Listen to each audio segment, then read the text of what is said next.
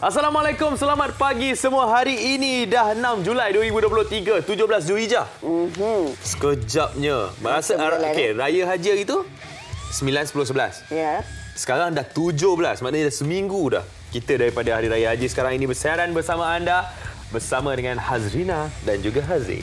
Dan pastinya hari ini kita nak bawakan pelbagai perkongsian menarik sepanjang 1 jam. InsyaAllah bakal memberikan informasi dan juga manfaat untuk semua. Tadi awak dah sebut tentang kita dah lebih seminggu merayakan Hari Raya Haji kan. Dan pastinya juga kita nak bawakan perkabaran gembira. Perkabaran apa tu? Okay. Ini dia sebenarnya kita baru saja diberitahu malam tadi sudah pun sampai jemaah Haji Malaysia yang pertama di KLIA. Ya, kan. Dan kumpulan pertama ni terdiri daripada 280 jemaah Haji Malaysia yang telah selamat tiba di lapangan terbang antarabangsa Kuala Lumpur pukul 9.45 malam tadi menerusi penerbangan amal by Malaysia Airlines. Dan ketibaan jemaah haji negara telah disambut oleh pengarah urusan kumpulan dan ketua pegawai eksekutif Lembaga Tabung Haji Tuan Syed Hamadah Syed Osman serta pengurusan kanan tabung haji di Balai Ketibaan KLIA. Okey, ramai kan? Tengok Rina, ramai jemaah haji ni dan mereka ni semua adalah daripada negeri Kedah dan Kelantan.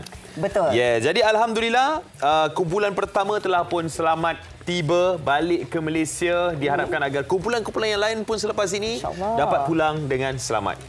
Dan mereka ni baik saja sampai di KLIA terus dibawa untuk pulang ke negeri masing-masing lah. Di penerbangan di Alor dan juga di Kota Baru, Kelantan. Yes, itu update mengenai haji. Bercakap pasal Kedah dan juga Kelantan. Kita dah dapat tarikh semalam.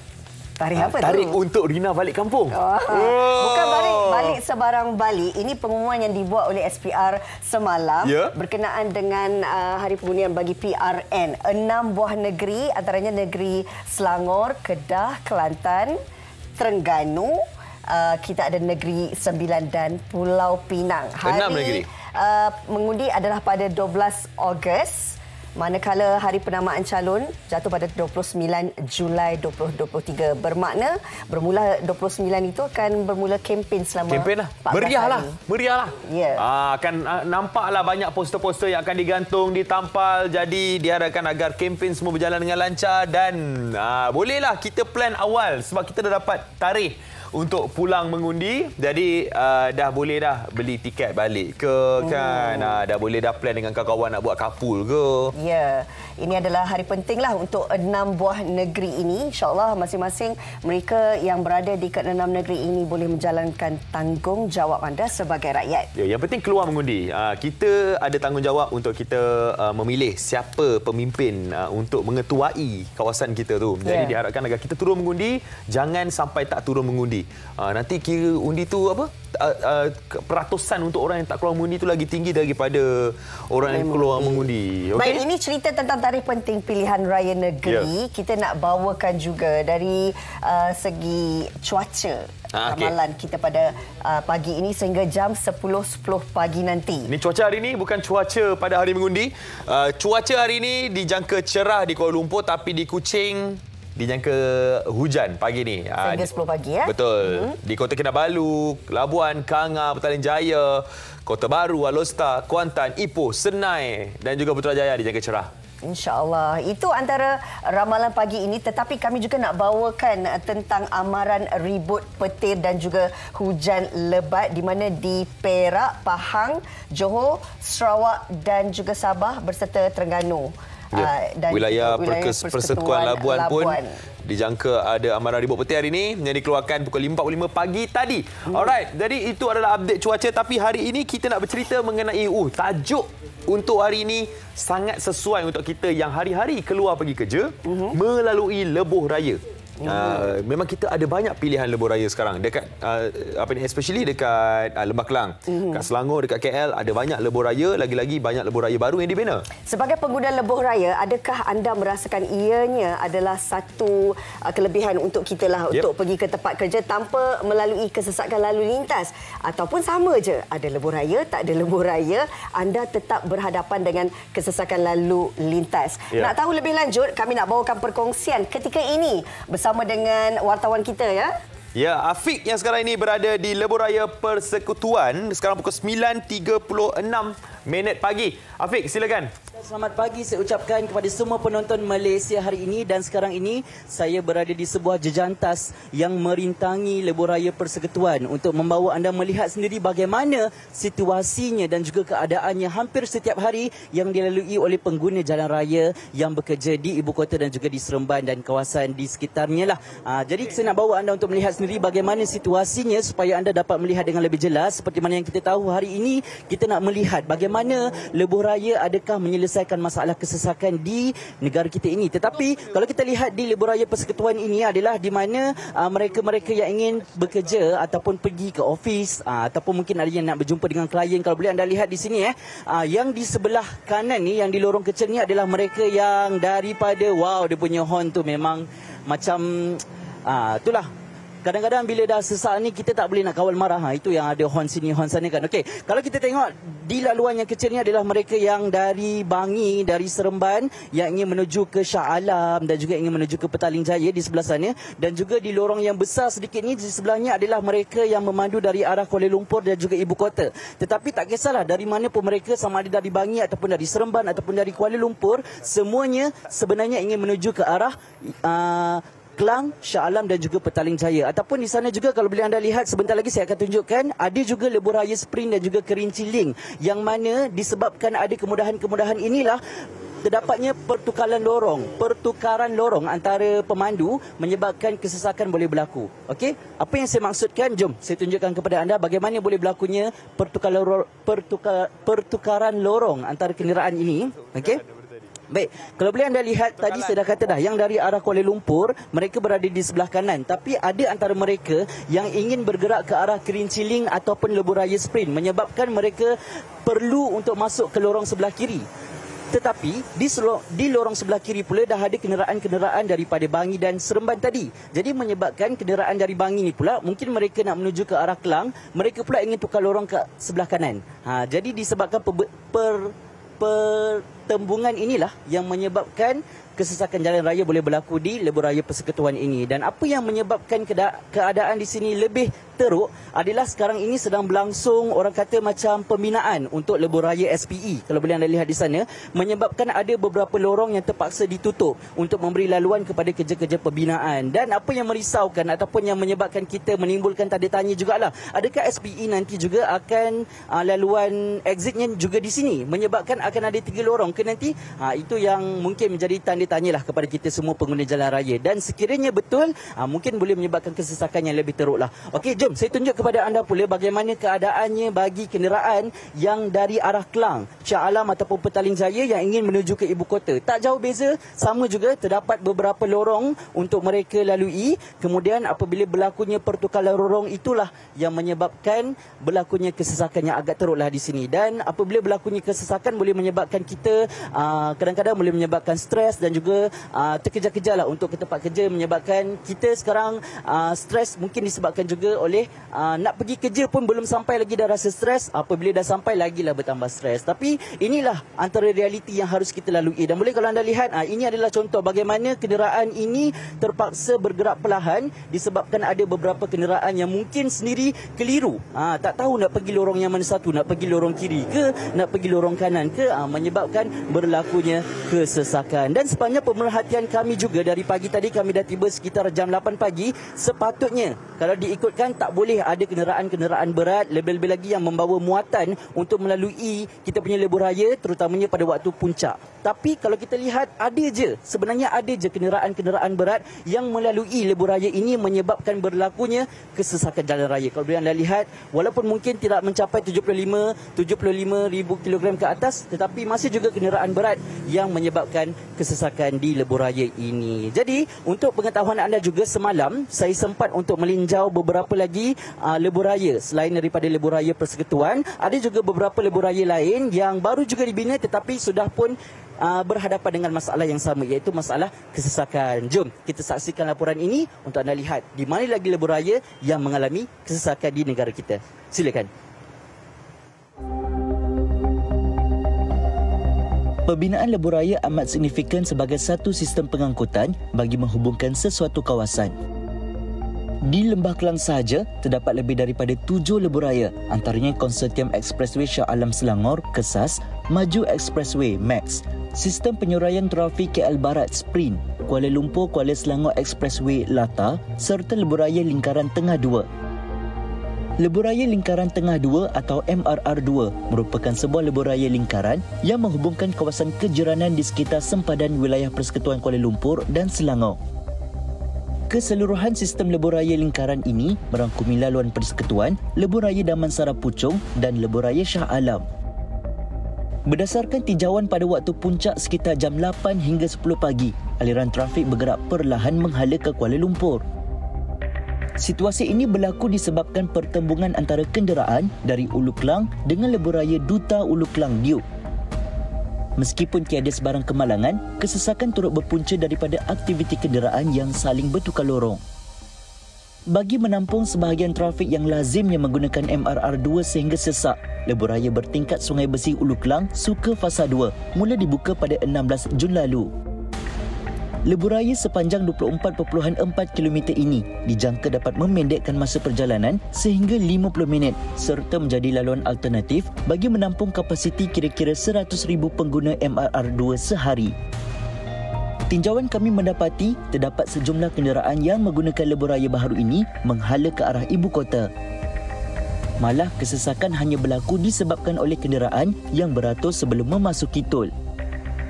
Rata-rata pengguna jalan raya di kawasan itu juga mempunyai pendapat yang berbeza mengenai penggunaan lebuhraya Suka Fasa 2 dalam kalangan pemandu. Buat sementara ini memang agak kurang membantulah. Maksudnya tu semua laluan keluar atau laluan masuk bertumpu ke situ. Pada Jalan Tiup, Jalan Suka, tol daripada Akleh, tu agak merumitkan sikitlah. Kalau saya rasa kalau tak ada suk ni, saya rasa lagilah jam lah jalan. Sebab dia mematu, sebab salah satu daripada ni kita tengok orang daripada Ceras akan masuk Akleh kan. Pada malam ni kita akan tengok jalan tu akan sesak lah dekat dengan tol. Itu biasalah kalau sesak, tapi dia akan ambil masa sikit lah. Tapi lepas pada tu dah orang boleh dah ke Kuala Lumpur dengan elok lah, dengan baik. Dia mengurangkan jam tu memanglah, tapi semakin ramai pula orang lalu situ. Kan bila yalah ada jalan baru, memanglah orang akan lalu kan. So makin ramai lah orang makin mengetahui. So akan jam sama juga jam juga. Satu lagi lebuhraya yang menjadi nadi baru buat penduduk di sekitar Lembah Kelang ialah lebuhraya bertingkat Damansara Shah Alam atau lebih popular dengan panggilan Dash. Mula dibuka sepenuhnya kepada pengguna jalan raya pada 14 Oktober 2022. Lebuhraya ini mengurangkan masa perjalanan daripada Puncak Alam dan Shah Alam ke Penchala dan Kuala Lumpur kepada tempoh 30 minit sahaja. Tinjauan kami di Jalan Sungai Buloh menuju ke pinggiran Subang ketika waktu puncak 5 hingga 7 petang juga mendapati tiada lagi kesesakan berlaku selepas lebuhraya ini siap dibina. Sebelum ini, pengguna laluan tersebut acap kali merungut kerana aliran trafik yang bergerak terlalu perlahan akibat daripada lampu isyarat trafik serta jumlah kenderaan yang banyak. Saya dah lama menggunakan jalan ni daripada balik kerja, daripada KL ke Puncak Perdana. Memang sebelum ada dash, memang jalan ni memang sangat jam. Dia antara pukul 5, pukul 6 tu akan bergerak perlahan sampai, saya rasa sampai sanalah. Daripada office saya balik pukul 4.30, kadang-kadang dalam pukul 7 pun sampai rumah. Tapi Alhamdulillah sekarang dalam pukul 5 lebih dah sampai dah. Saya dah 48 tahun di sini. Sekarang dah ada highway dash. Dah jalan raya tak ada sekat lah. Tak adalah jam, tak ada apa. Namun lain pula keadaannya bagi penduduk di sekitar Puncak Alam. Mereka mendakwa pembinaan lebuhraya Dash menyebabkan kesesakan jalan raya di penempatan mereka menjadi lebih teruk. Keluhan itu menepati pemerhatian kami di susur keluar Puncak Perdana kerana situasi trafik yang sangat teruk kerana cerutan dari 3 arah kepada satu jalan di persiaran Muhtadahari. Sebelum ada dash ni jam juga, tapi taklah teruk macam ni. Bila dash buka memang dia membantu, tapi kita pada sini teruklah keluar. Kita nak keluar daripada taman ni pun kadang pagi nak pergi ke dash tu pun kadang-kadang 25 minit. Dia membantu juga dash ni bila waktu tak sibuk lah. Kalau macam office hour, kalau waktu pagi. Puncak Perdana untuk masuk susur dash tu memang akan panjang. Tak membantu pun dia punya tu. Kalau dia buat single line macam tu, Ada kon, dia buat kon tak membantu langsung. Bila sampai dekat bottleneck kan ada kon kan. Kon tu dia akan buat bottleneck, dia akan jadi satu lane. Satu lane itulah yang menyebabkan orang jam lah, slow lah. Inisiatif seperti pembinaan lebuh raya oleh pihak berwajib ini wajar diberi pujian dalam mencari jalan penyelesaian terhadap isu kesesakan jalan raya. Namun, jika masalah yang sama masih berulang meskipun puluhan lebuh raya baru siap dibina, apakah sebenarnya langkah terbaik bagi menyelesaikan masalah kesesakan aliran trafik di negara kita? Yes, itu dia laporan daripada Afiq mengenai lebuh raya di bandar. Adakah lebuh raya ini memberi atau menyelesaikan masalah? Dan pastinya apa yang kita lihat sebentar tadi, pandangan dalam kalangan pengguna lebuh raya. Ada yang merasakan bahawa ianya membantu mengurangkan kesesakan. Namun ramai juga yang berhadapan dengan situasi yang sama saban hari. Jadi hari ini kita nak melihat dalam perspektif adakah ia sebenarnya benar-benar membantu mengurangkan kesesakan di bandar-bandar besar, terutamanya di Lembah Kelang ini. Ya, betul. Ataupun sebenarnya ia hanyalah sama sahaja situasinya. Kan, dia bagi penyelesaian sementara. Mungkin. Tapi adakah Duke, Siup, Kerinci Link, Sprint, Dash, Akle, MRT ni membantu? Kita akan bersama dengan Dr. Lau kejap lagi untuk kita berbincang lebih panjang mengenai ini. Anda pun boleh berikan anda punya reaksi, komen ataupun pendapat di Facebook MHI TV3 sebab kejap lagi kita akan bacakan komen-komen anda, okey? Baik, kita nak berehat seketika, kembali lagi bersama kami selepas ini. MHI.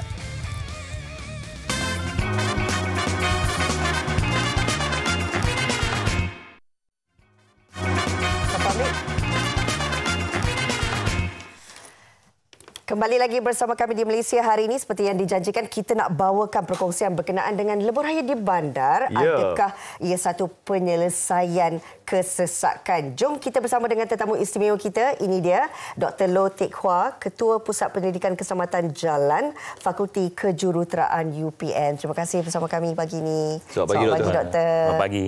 Okey, Doktor. Kita tahu lebuh raya memang makin banyak dekat Lembah Kelang ni. Kan? Macam-macam nama lebuh raya, suka duka pun ada. So jadi, adakah ia memberikan suka ataupun duka? Lebuh raya yang dibina ni? Kita nak tengok jangka masa pendek ataupun panjang.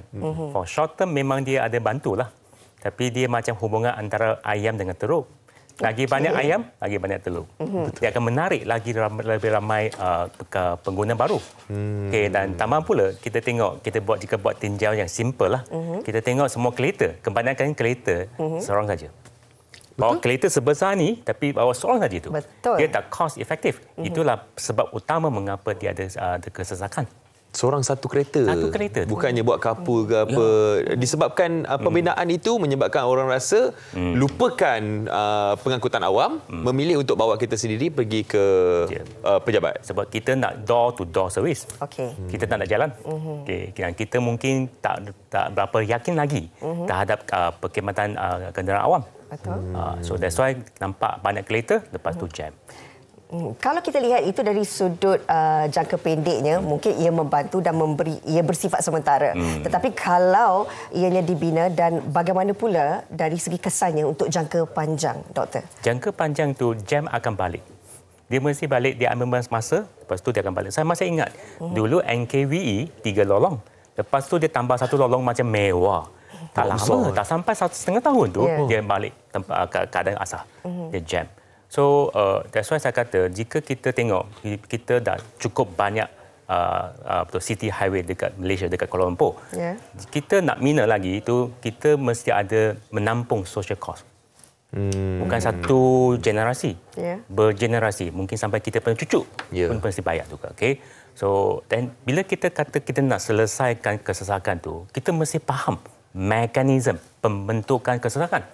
So, jika kita tak erti macam mana dia dibentukkan, dan kita hanya kata kita bina ni, kita buat ini untuk selesaikan, tapi kita tak akan berjaya. Okey, pembentukan kesesakan. Saya suka ayat tu. Saya suka perkataan tu sendiri, Doktor.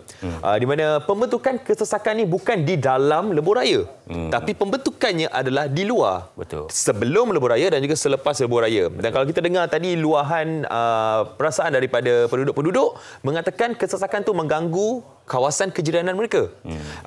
Sebelum, macam saya sendiri, saya lalu dash hari-hari. Jadi bila nak masuk dash je, dia punya sesak. Boleh jadi 20 ke 30 minit sahaja kat situ. Sebab dia dah jadi bottleneck kan. Daripada 3 lane, kena jadi 1 lane. Betul. Nak balik ke rumah pun, daripada 3 menjadi 1 lane. Jadi memang semua lebuh raya adalah orang kata janji manis saja. Dalam memang cantik. Kita memang menyelesaikan masalah kesesakan. Tapi di luar tu, Doktor. Dekat dia punya persilangan tu, itu masalah. Yeah. So mereka hanya mementingkan design of the highway. Tapi tempat nak masuk, tempat nak keluar tu, mereka tak pentingkan. Yeah. Itulah selalu jadi jam. Okey. Kita lugi masa dekat sana. Dan bila kita kata pembentukan jam tu, congestion tu, dia memang start from one point. Lepas tu dia berkembang. So, akhirnya, dia bukan satu point saja. Dia ada banyak point. Lepas akhirnya, dia akan bercantum. Bila dia bercantum, dia akan area-wide jam. Okey. Bila kita tahu dia keadaan macam ni, dia punya mekanisme macam ni tu, barulah kita tahu macam mana kita nak selesaikan. Adakah kita buat highway di sini, dia dapat kurangkan dia punya perkembangan ke ataupun nak cegahkan mereka cantum? Jika tempat betul mereka bina highway tu, berhasil lah. Jika salah tu, salah lah. Dia macam kita ada AES. AES kita kena kurangkan kemalangan.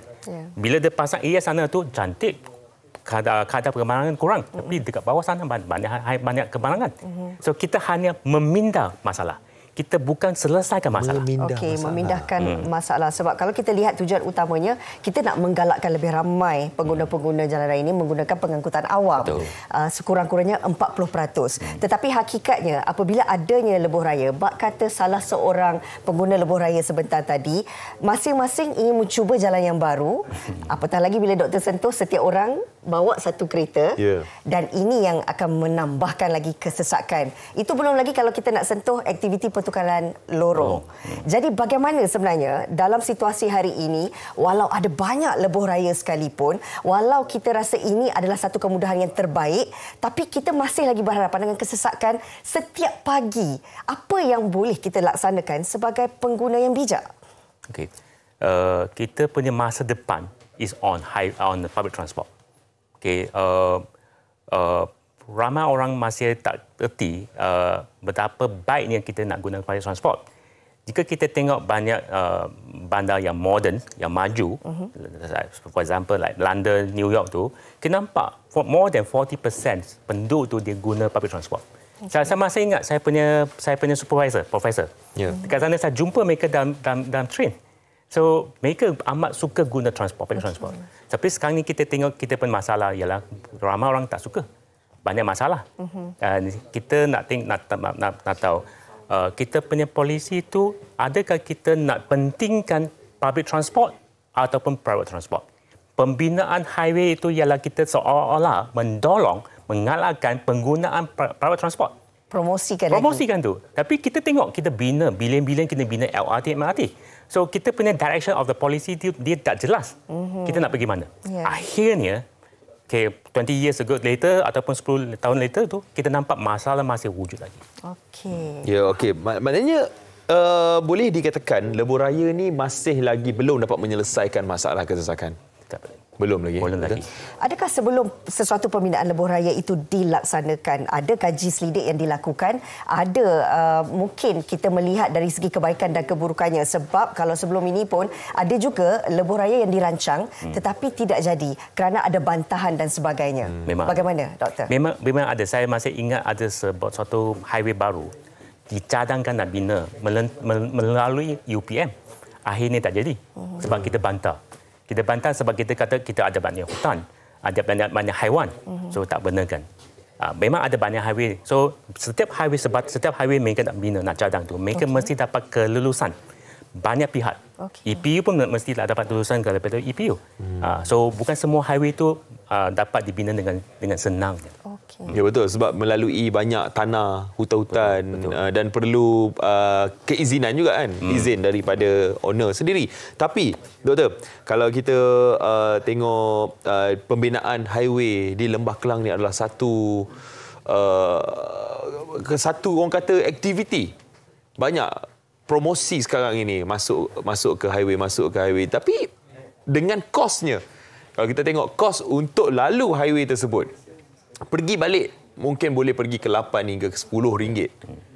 8 ringgit ke 10 ringgit dan tapi masih berdepan dengan semua kesesakan. pemandu masih berdepan dengan kesesakan tapi mereka willing untuk bayar. Untuk bayar kos tersebut. Kita tak ada pilihan lah. Jika kita tak guna highway tu, dia lagi jam. Lagi ambil lagi panjang masa tu sampai kita punya destinasi. Memang satu kos yang besar lah. Sampai beratus-ratus ringgit satu bulan. Betul. Tapi dia masih jam lagi. Sepatutnya bila kita gelarkan jalan itu sebagai highway tu, dia punya level of service tu tak boleh kurang daripada C. C itu tak jam tau. Dia bergerak tapi bergerak slow. Tapi kita tengok, kita punya dah slow, dah stop. Itu tak betul. Kita tak boleh kata ini highway. This is not the highway. Okey, faham. Tapi doktor, tadi kita ada sebut pasal laluan keluar masuk. Laluan keluar masuk itu adalah tanggungjawab pihak lebuh raya ataupun tidak? Sebenarnya tidak. Kita bila kita keluar dari highway itu, dia ada satu papan. LDP. Ini sampai sini. Lepas tu dia itu bukan tanggungjawab mereka. So mereka mesti ada satu kefahaman antara local authority dengan mereka tu. Design betul-betul. That is the conflict point.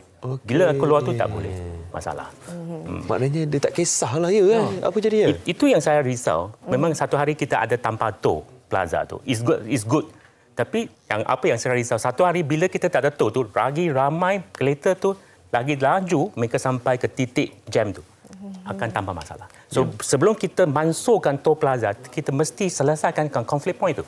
Conflict point. Apakah sebenarnya yang perlu diselesaikan? Baik, kita ada sebenarnya komen daripada penonton Malaysia hari ini melalui Facebook kita. Encik Robert Lim. Jam juga disebabkan semasa nak bayar tol, tersangkut semasa nak bayar disebabkan ada setengah kenderaan tersangkut. Ini memang situasi pagi ataupun waktu balik kerja. Jihan Atikah pula, semakin banyak highway, semakin banyak kenderaan. Memang tak ada kesudahan. Perlu educate public untuk guna public transport. Bagus cadangan itu. Muhammad JJ ni kata penambahan lebuh raya baru di dalam bandar bukan penyelesaian mutlak. Jika perancangan tidak telus, kebiasaannya apabila ada perancangan lebuh raya baru untuk memudahkan penduduk setempat sedia ada dan bila diumumkan permulaan projek akan tumbuh pula perumahan baru. Dan paling teruk menaikkan beberapa blok flat atau apartmen yang melebihi 20 tingkat yang pastinya menambah jumlah penduduk dan maju tidak ambil tahu pun soal susuk keluar masuk ke kawasan perumahan baru tu. Akhirnya timbul masalah kesesakan lain. Ini yang kita borak tadi ni. Tapi saya suka dengan komen pasal tol. Kan? Masalah baru sekarang adalah kesesakan di plaza tol tu sendiri. Mungkin pembayaran baru, ada sistem pembayaran baru seperti RFID, mungkin ada masalah dekat situ. Even yang lama punya sistem pun akan ada masalah juga, kena reverse ke depan dan benda tu membuatkan kesesakan bertambah teruk. Betul. Kita terlalu banyak mod bayaran. Kita ada empat jenis. Ada yang mod bayaran tu dia tak cukup sensitif. Bila kita gagal bayar tu, design of the toll plaza tu tak mengampunkan kita. Bila kita tak dapat bayar, kita tak ada suatu tempat yang kita boleh bersinggah. Itulah buat jam, mundur dan sebagainya tu. Dan tambah pula dia punya susunan toll tu, dia tak tahu jika saya nak guna RFID tu, from far saya nak cari mana satu dia, betul? Kadang-kadang saya pun tak sensitif, putih dengan kuning, macam dari jauh tu dia lebih sama tu. So bila ada keadaan macam tu, kita tak akan fokus on the traffic, jalan tu. Kita akan weaving dan sebagainya, dia tambahkan masalah tu. Bila itu ataupun dia punya RFID tu, dia punya queue panjang tu, nak masuk laluan yang salah dan sebagainya tu. Dia banyak masalah dekat sana tu. Jadi apa kesimpulan atau kesudahan yang kita boleh lakukan sama-sama buat masa ini, Doktor? Kerana kita tahu kalau isu ini masih lagi berpanjangan, masih lagilah berterusan, kita akan berhadapan dengan kesesakan. Jadi untuk diri sendiri, apa yang boleh kita lakukan? Okey, kita ada dua jenis polisi, rotan ke ataupun bagi gula. Kita asyik selalu kita suka bagi gula. Betul. Tapi kita tak guna lautan. Nak ada pohon besar tu kita mesti bagi lautan. Dan kita punya polisi tu mesti jelas. Kita in long term kita nak go toward public transport ataupun private transport. Itu paling penting.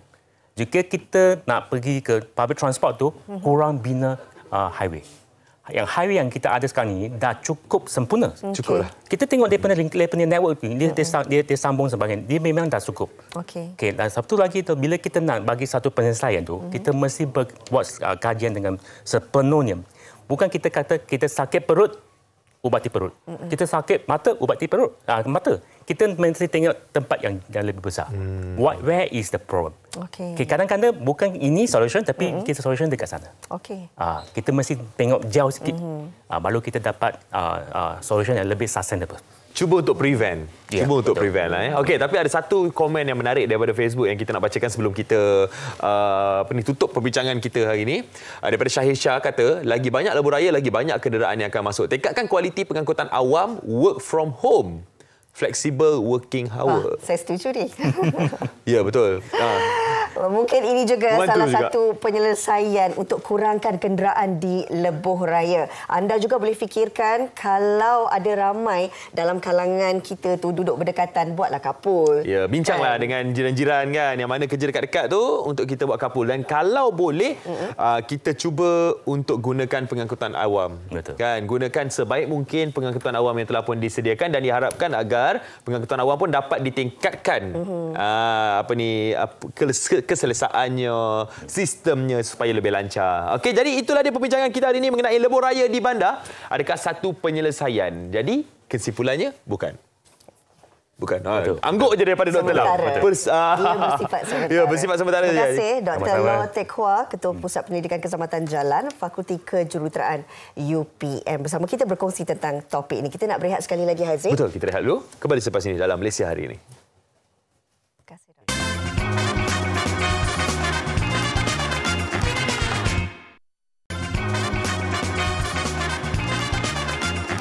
Assalamualaikum, kembali bersama MS Syai dan kali ini kita nak berborak mengenai dana wakaf pembangunan Surau Al-Muhajirin di Kajang Utama. Jadi kita bersama dengan pendakwa bebas merangkap Duta Khas Jawatan Kuasa Pembangunan Surau Al-Muhajirin Kajang Utama iaitu Ustaz Nazri Nasir. Assalamualaikum Ustaz. Waalaikumsalam warahmatullahi. Dah sarapan Ustaz? Alhamdulillah. Sebelum kita cakap ke TV dah makan dulu siap-siap. Alhamdulillah, breakfast paling penting. Breakfast paling penting. Okey, tapi ini pun penting juga ni mengenai pembangunan Surau Al-Muhajirin Kajang Utama. Mungkin kita boleh cerita mengenai ala 7 dan perkembangan terbaru Surau Al-Muhajirin Ustaz. Bismillahirrahmanirrahim. Alhamdulillah wassalatu wassalamu ala Rasulillah wa ala alihi wa sahbihi wa man walah.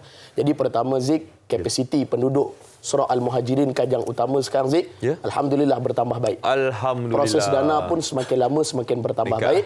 Cumanya kalau kita tengok Zik berkenaan dengan penduduk ataupun kawasan persekitaran, komuniti semakin lama semakin bangun Zik. Sekarang ni penduduk semakin meningkat. Asal surau ni Zik hanya boleh masuk 500 orang. Asalnya. Renovate lagi jadi 1000 orang. Sekarang tak boleh tampung, melimpah solat Jumaat sampai keluar. Masya-Allah. Jadi sekarang ni Zik, ustaz dan juga pengurusan Surau Al-Muhajirin Kajang Utama, kita nak upgradekan sehingga 4000 dalam satu masa, iaitu terutama solat Jumaat. Besarkanlah. Besarkan Zik dan jadikan 2 tingkat lah. Ya, daripada 1000 nak jadikan 4000. Lebih kurang 3000 hingga 4000 kapasiti yang boleh masuk dalam satu masa. Ya, jadi sudah tentunya bila kita bercakap mengenai upgrade, kan, nak renovate memerlukan dana. Jadi berapa dana yang diperlukan untuk menjadikan projek ni? Sekarang Zik, ustaz dah berbincang dengan pengurusan, memerlukan dana 10 juta Zik. 10 juta. Tetapi saat ini kita baru memperoleh 1.2 juta. Masih berbaki lagi 8.8 lebih kurang Zik. Jadi ustaz menyeru kepada penonton-penonton TV3, terutama yang sedang menonton live ustaz pada pagi yang barakah ni Zik, jom sama-sama kita infak dan wakaf Zik. Betul. Kepada orang ataupun syarikat ataupun mana-mana badan saja Zik, dia orang nak infak, dia orang nak wakaf, ada pelepasan cukai. Itu paling best Zik. Maknanya dia boleh lepas daripada untuk dikenakan cukai oleh government. Di samping niat nawai itu dia untuk membantu agama Allah, untuk dirikan rumah-rumah. Dua faedah lah. Dua faedah. Dunia manfaat, akhirat. Dua manfaat, dua akhirat. Ya, bercakap pasal dunia akhirat. Kita tahu lepas di dunia adalah lepasan cukai. Betul. Tapi bagaimana apa yang kebaikannya, apa keindahannya bila kita berinfak ni untuk kita di akhirat nanti? Baik Zik. Pertama sekali riwayat Al-Imam Baihaqi menyebutkan Zik, da'u mardakum bis sadaqah. orang yang bersedekah ni Zik, selain rezeki dia bertambah, selain daripada keuangan dia meningkat, yang paling penting kesihatan dia bertambah baik, Zik. Masya Allah. Ini kadang-kadang kita tak nampak. Selain rawatan, itu doktor tu mestilah, Zik, kita kena pergi, betul tak? Basic lah. Itu basic lah, Zik. Tetapi pada masa yang sama, Allah Ta'ala letakkan kekuatan. Apabila kita bersedekah, Allah Ta'ala memberikan kebaikan, manfaat, kesihatan yang bertambah, terutama bagi diri kita dan orang yang kita niat untuk berwakaf tu, Zik. Masya Allah. Kebaikan tu bukan setakat dari segi duit. Betul. Kesihatan, manfaat daripada kehidupan kita. Ya. Okey, tapi bagaimana pula cara untuk kita berinfak ni, Ustaz? Kita dah tahu dah kebaikannya, tapi cara-caranya tu sangat penting tu, Zik. Itu sangat penting. Penonton yang sedang menonton, ambil gambar, screenshot ataupun snap apa-apa yang patut di kaca TV. Nombor akaun Maybank ada, Bank Rakyat ada, nombor telefon Encik Rosli, Encik Azman dan juga Dr. Rostam ada. Cuma jangan minta nombor telefon Ustaz, Aziz. Kenapa tak boleh, Ustaz? Buat masa ni belum lagi. Belum lagi. Takut tak terlayan nanti. Takut tak terlayan satu, Aziz. Takut tak tahulah scammer call pula ke. Betul. Jadi yang ini bukan scammer. Sebab ada juga yang telefon Ustaz, yang jumpa Ustaz. Ustaz, betul ke scammer, Ustaz? Untuk makluman semua, dah masuk TV3 semua kita tapis. Jabatan Agama Islam tengok dulu, JAIS tengok dulu, TV3 punya penerbitan pun tengok dulu. Yakin 100% ini bukanlah scammer, ini adalah infak dan wakaf yang sebenar-benar untuk bawa kepada negeri akhirat. Jadi bila dah infak ni kan, bila kita dah infak, bila kita dah mengambil bahagian, jadi bagaimana pula untuk kita yang dah ambil bahagian ni nak tengok perkembangan tu? Kita kata itu surau kita bersama.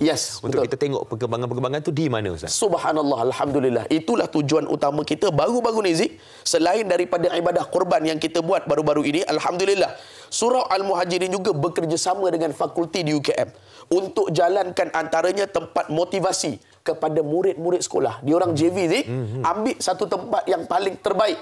Dia buat dekat situ program, dia buat dekat situ untuk ibadah, dia buat tahsinus salah, dia mengajar wuduk daripada sekolah-sekolah persekitaran kumpul di surau tersebut untuk imarahkan rumah tersebut. Dan yang paling penting, kalau ada yang datang ke Surau Al-Muhajirin untuk memberikan secara cash ataupun untuk tengok depan mata, sangat-sangat Ustaz alu-alukan, Zik. Boleh jumpa Ustaz? Boleh Ustaz jumpa Ustaz kan? InsyaAllah. Ustaz pun ada kuliah maghrib kat situ, Zik. Ada. Setiap hari, Ustaz? Seminggu sekali. Seminggu sekali lah. Alhamdulillah. Jadi kalau anda nak, orang kata site visit lah. Site visit boleh lah. Boleh. Sangat-sangat dialukan. Bukan boleh. Sangat-sangat dialukan. Jadi, cadangan tempoh masa untuk pembangunan ni berapa lama, Ustaz? Kalau kita tengok, kita cadang, Zik, sekurang-kurangnya 5 juta mesti dapat bulan 12 ni. Tahun ini juga. Baru kita boleh jalan untuk 10 juta sebab dia punya SOP dia mesti ada setengah daripada jumlah keseluruhan. Betul. Baru boleh start. Jadi Ustaz menyeru kepada penonton-penonton sekali lagi yang tengok di Facebook, yang tengok di layar kaca TV dan sebagainya, Ustaz menyeru dan niatkan wakaf untuk kedua orang tua kita. Sama ada yang masih hidup ataupun yang telah pergi, kerana tujuan sebenar adalah untuk kita menuju negeri akhirat besok, Zik. Ya Allah, Masya Allah. Benefitnya bukan setakat di dunia, kata Ustaz. Benefitnya di kedua-dua, di dunia dan juga akhirat. Jadi, Ustaz, sekali lagi, Ustaz, pesanan Ustaz, mungkin nak bagi tahu cara-cara bagaimana untuk kita infakkan untuk Surau Al-Muhajirin ini, silakan, Ustaz. Baik, alhamdulillah, seperti mana yang disebutkan di awal tadi, ambil nombor akaun tersebut dan yang paling penting sekarang ada QR code dah, Zik. Tak payah susah-susah, pergi je dekat Maybank apps tu, pergi saja dekat CIMB Klik tu, ada barcode yang tertera. Boleh infak secara tetap pun tak ada masalah. Mungkin setahun ataupun sebulan, tetapkan RM100, RM200 dan kepada syarikat-syarikat, Ustaz menyeru untuk kalian bantu kami, bantu Surau Al-Muhajirin untuk kita tingkatkan berjemaah, untuk kita tingkatkan penduduk-penduduk dan ahli jemaah untuk solat Jumaat terutamanya, Zik. Terima kasih Ustaz Nazri Nasir, pendakwa bebas merangkap Duta Khas Jawatan Kuasa Pembangunan Surau Al-Muhajirin, kajang utama di atas nasihat-nasihat dan juga mungkin ada sedikitlah tazkirah tadi yang diberikan mengenai infak. Terima kasih, Ustaz. Kita jumpa lagi, insya-Allah. Semoga dimudahkan urusan. Baik, alhamdulillah. Ustaz bercakap tadi pasal kesihatan. Bila kita berinfak, kita akan dapat manfaat kesihatan. Tapi kita kena buat juga saringan kesihatan. Nak tahu macam mana kita nak buat saringan kesihatan tu? Jom kita bersama dengan Hazrina Kasim. Baik, terima kasih Haziq. Ini dia, kalau sebut tentang saringan kesihatan, berapa ramai dalam kalangan anda yang saban tahun melakukan saringan kesihatan? Sekurang-kurangnya setahun sekali atau 6 bulan sekali. Nak tahu kenapa pentingnya? Hari ini saya bawakan tetamu istimewa kita. Ini dia Dr. Rosnah Ramli, Pakar Perundi Perubatan Kesihatan Awam, Bahagian Kawalan Penyakit, Kementerian Kesihatan Malaysia. Assalamualaikum. Waalaikumsalam. Terima kasih doktor bersama kami pagi ini. Ini kita nak sentuh tentang saringan kesihatan. Ramai yang tahu, tapi mungkin ramai yang tak ambil endah. Kenapa doktor kita kena lakukan saringan kesihatan? Rina, macam ni. Kebanyakan penyakit ya, terutamanya penyakit tak berjangkit ni, dia tak ada gejala di peringkat awal. Jadi mungkin kita tak sedar yang kita tu ada sebenarnya penyakit-penyakit tak berjangkit ini. Contoh penyakit tak berjangkit itu adalah seperti kencing manis, darah tinggi ya, ataupun keadaan di mana paras kolesterol kita tinggi. Jadi ini tak bagus, sebab kalau kita tak detect awal, kita tak rawat awal, kita tak sedar kita ada, kita tak detect awal, dia akan mendatangkan komplikasi. Sebab penyakit tak berjangkit ini merupakan penyakit kronik dan dia memerlukan perawatan dan juga pengurusan sepanjang hayat. Jadi kalau kita tak rawat awal, kita tak kesan, kita tak tahu, jadi kita tak rawat, jadi penyakit itu akan kekal kat situ dan dia akan progres menjadi lebih teruk dan mendatangkan komplikasi. Dia merosakkan organ-organ penting kita seperti buah pinggang, mata boleh jadi buta dan juga kita yang paling berbahaya, dia boleh merosakkan jantung kita dan kita boleh menyebabkan kematian pramatang akibat serangan jantung. Jadi itu yang kita nak cuba elakkan. Dan kita dapati juga bahawa penyebab utama kematian di negara kita ni adalah penyakit tak berjangkit ni lah. 70% daripada kematian di Malaysia ni disebabkan oleh penyakit tak berjangkit. Jadi perlu menjalankan saringan supaya kita boleh kesan faktor risiko ataupun penyakit ni di peringkat awal supaya kita boleh berawat. Kita nak cegah komplikasi tadi tu. Jadi lakukan saringan pemeriksaan kesihatan untuk kesan faktor risiko. Kalau ada faktor risiko, katalah kita ada serum kolesterol yang tinggi, kita boleh menjalankan intervensi tingkah laku, boleh mengambil ubat supaya kita tak hendak faktor risiko itu pergi kepada penyakit. Jadi saringan itu kita buat untuk kesan penyakit peringkat awal, kita nak cegah komplikasi. Itu tujuan saringan. Supaya tidak mengalami ataupun tidak sampai ke tahap yang kronik. Betul. Okey, bila doktor menyentuh tadi tentang penyakit tidak berjangkit ini, di negara kita berapa ramai sebenarnya pesakitnya? Itu yang kita Kementerian Kesihatan ni amat risaulah. Sebab itu kita menyarankan supaya mengamalkan gaya hidup sihat, menjalankan saringan ya. Kita menjalankan kajian kesihatan ya untuk mengetahui status kesihatan kita setiap 4 tahun sekali yang kita panggil National Health Mobility Survey ya. Dalam kajian itu kita mendapati bahawa 30% daripada penduduk dewasa di kalangan di Malaysia ini ada darah tinggi. Maknanya antara 10, 3 orang ada darah tinggi. Kencing manis 20% lebih kurang. Maknanya dalam 2/5 lah ya, sebab dia ada 20% ya, jadi agak tinggi. Dan mereka yang ada paras kolesterol tinggi adalah lebih kurang 40%. Jadi dia punya total tu 38.1. Jadi lebih kurang 40% lah. Jadi antara 10 orang, 4 ada darah tinggi, paras kolesterol tinggi. 4 orang. Jadi yang paling kita bimbang tu orang 50% daripada mereka yang ada kencing manis, darah tinggi ni dia tak realise sebab dia tak check. Jadi 50% tu tinggi tu. Jadi mereka ni ada kemungkinan sebab tak ambil rawatan kan boleh berakhir dengan komplikasi. Dan perlu diingatkan juga bahawa di Malaysia ni obesiti pun meningkat juga. Jadi kita punya peratus obesiti juga tinggi, itu lebih kurang dalam 20%. 1/5 lah, 1/5 sorry ya. 20% 1/5 dan antara kita ni ada masalah obesiti. Obesiti merupakan faktor risiko lah untuk penyakit tak berjangkit ni. Jadi kita amat risau keadaan itu. Jadi sebab itu kita perlu menjalankan saringan inilah. Okey, bila kata perlu, siapa sebenarnya yang perlu menjalani saringan kesihatan ini dan berapa kerap doktor? Ada yang kata setahun sekali, ada yang kata 6 bulan sekali. Macam mana? Okey, kita menggalakkan kalau kita ni mereka yang berumur 18 tahun ke atas tu memang kita galakkanlah sebab penyakit tak berjangkit ni bukan lagi penyakit orang tua. Mungkin kita di luar sana sila anggap mungkin kita ingat penyakit tak berjangkit ni darah tinggi kencing manis penyakit mereka yang berumur. Tak.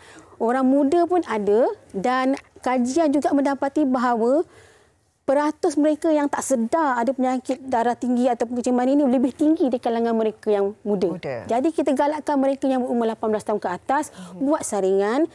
Kalau misalnya tak ada faktor risiko, kalau badan kita tak adalah obes dan kita tak ada sejarah keluarga yang ada penyakit darah tinggi, kita sarankan buat setahun sekali. Tapi kalau ada faktor-faktor risiko tu, buatlah lebih kerap 6 bulan sekali sebaik-baiknya lah. Okey, baik.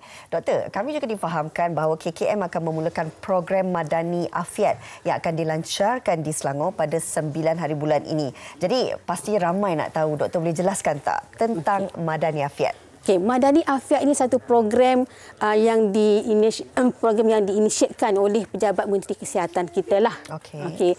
Dia merupakan platform untuk pihak pengurusan tertinggi KKM dan juga anggota kesihatan turun padang bertemu dengan rakyat. Jadi kita dalam program Madani Afiat juga kita nak membawa program-program kesihatan ini dekat dengan masyarakat. Kita nak bawa kepada masyarakat supaya masyarakat boleh terlibat secara langsung dan boleh berinteraksi dengan kami di lokasi-lokasi Madani Afiat ini. Apakah antara pengisiannya? Okey. Jadi Madani Afiat ini sebenarnya satu program yang bertujuan menggalakkan partisipasi rakyat tadi itu. Jadi ialah satu langkah kepada merakyatkan program-program KKM, merakyatkan KKM, dan dia juga merupakan satu manifestasi KKM mendorong atau mendukung kepada Malaysia Madani, iaitu yang idealisasikan oleh Kerajaan Perpaduan kinilah. Jadi pengisian dia seperti mana yang saya kata merakyatkan tadi kan, dan juga platform untuk pihak kita turun kepada masyarakat. Jadi terdiri daripada 2 komponen utama. Komponen satu tu adalah merupakan komponen lawatan rumah ke rumah ataupun walkabout oleh pihak pengurusan tertinggi yang diketuai oleh YB Menteri Kesihatan sendirilah. Jadi dalam program yang kita panggil touch point ini, pihak pengurusan tertinggi yang diketuai oleh YB Menteri akan pergi melawat daripada rumah ke rumah yang ada pesakit terlantar. Jadi tujuan dia adalah untuk menyantuni mereka. Itu lawatan pertama. Lawatan kedua merupakan lawatan rumah ke rumah oleh kumpulan-kumpulan kecil yang terdiri daripada pelatih-pelatih daripada Institut Latihan KKM lah. Mereka terdiri daripada sama ada jururawat, pembantu perubatan. Mereka akan pergi ke rumah-rumah sebanyak mungkin rumah yang mungkin untuk menjalankan aktiviti saringan dan juga memberi pendidikan kesihatan. Selain daripada itu, kita ada juga aktiviti program statik di mana kita bawa program-program kita untuk rakyat setempat sama-sama join, participate secara direct lah. Jadi itu yang kita katakan merakyatkan aktiviti KKM tadi itulah. Okey, baik. Kita harapkan ianya berjaya, Doktor, kerana ini adalah satu peluang untuk menimba ilmu pengetahuan dalam usaha kita menjaga kesihatan yang betul. Terima kasih kita nak ucapkan kepada Dr. Rosnah Ramli, pakar perunding perubatan kesihatan awam bahagian kawalan penyakit Kementerian Kesihatan Malaysia. Mereka yang berada di Selangor boleh turut serta. Jadi kita nak berehat seketika, kembali lagi bersama saya dan Haziq selepas ini.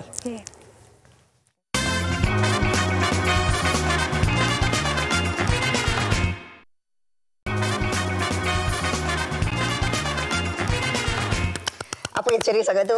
Ceria sebab saya kalau dengar perkataan coklat je saya akan ceria. Okey. Belum makan lagi. Okey, ini bukan saja untuk Haziq tapi untuk penonton Malaysia hari ini juga kita nak ceria dengan coklat.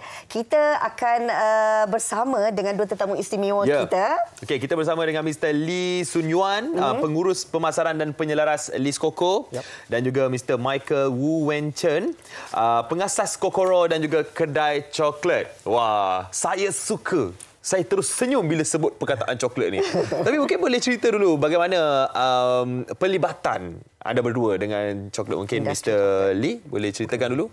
Okey, selamat pagi semua. Okey, saya dari Lis Coco, saya yang in charge kat marketing lah. Tapi pengasas Lis Coco sebenarnya bukan saya, itu abang saya, itu Adam. So macam mana pelibatan ni sebab dia pergi travel, pergi Taiwan, lepas tu dengan isteri dia terasa kenapa coklat tu kat situ ada sangat aromatik. So dia terfikirlah kenapa kat sini macam tak ada coklat yang macam tu. So dia pun startlah bisnes ni sebab kita pun ada kebun koko. So bisnes kami since 2012 macam tu. So start from sekarang lah kita buat dari slowly sampai sekarang. More than 10 years. More than 10 years. Adakah sebenarnya kemudian wujud pula konsep dari segi kafe dan kemudian dia kepada kedai coklat, bagaimana mungkin perkembangan industri coklat yang anda ceburi ini? Perkembangan industri. Okey, so boleh tak saya perkenalkan diri dulu? Boleh, silakan. Michael dari Kedai Coklat. So saya mengasaskan Kokoro Chocolate pada tahun 2016. So semenjak tu kami ada konsep kafe yang baru yang kita namakan Kedai Coklat, yang memberi fokus kepada coklat ciptaan, dessert menggunakan koko tempatan. Seperti koko dari kebun Encik Lee.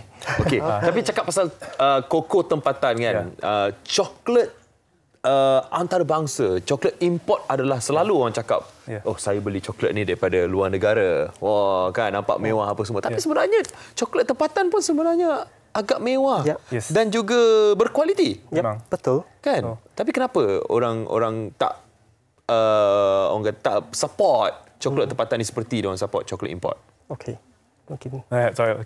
Saya menjawab soalan ini. So kalau tengok kualiti koko tempatan memang setanding dengan coklat yang import. Kenapa? Buktinya tahun lepas ada 2 petani koko dari Malaysia, satu dari Kota Marudu dengan satu lagi dari Machang. Mereka meraih anugerah Cocoa of Excellence 2021. So ladang koko Kota Marudu meraih pingat emas.